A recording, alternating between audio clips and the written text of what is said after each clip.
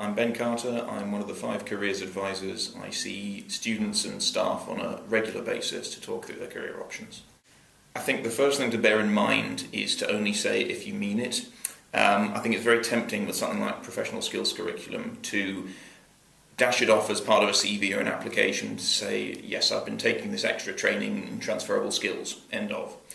There's a danger though, because I think that anything that goes onto a CV or an application form is fair game for an interviewer or a recruiter to then ask questions about.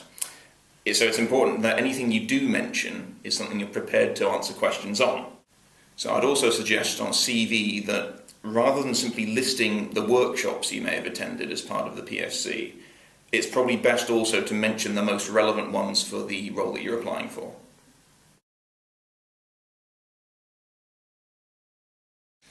I think that a bullet point in the education section is a good place to introduce it. That would then allow you to expand on it in another part of the CV at greater length.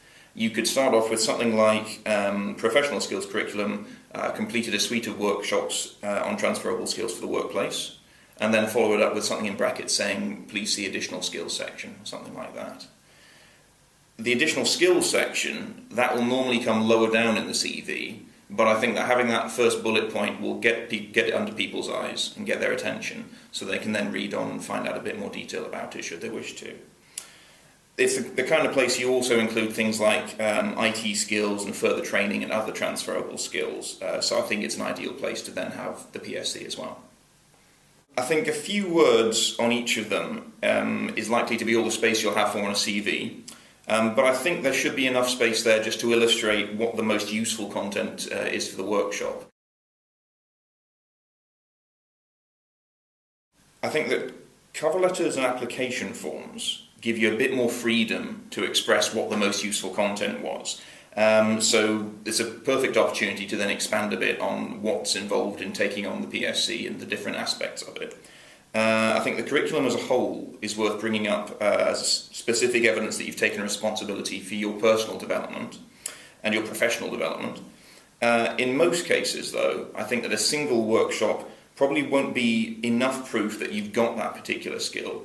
I think the best thing to do is to link it up to other examples where you've actually had to put it into practice. So something like, for example, in order to prepare for presenting my final year dissertation, I sourced additional training on presentation skills through the university's professional skills curriculum, allowing me to learn more about slide structure and pacing a talk, for example.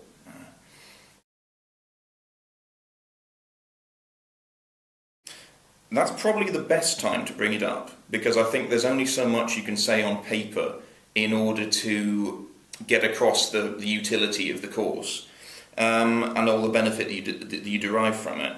I think a description on paper can only go so far, so it's much easier to tell somebody face to face. I think it's important then to be able to say what was most or least helpful about a particular workshop. That sort of brings me back to my first point that you only really want to bring it up if you're then prepared to take things forward.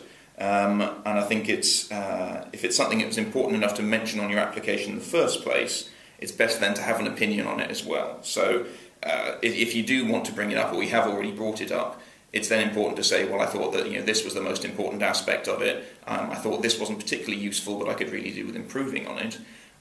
Having to simply mumble, I don't really remember that much about it, I've just put it on the CV because it sounded important, it's not going to go down very well at all.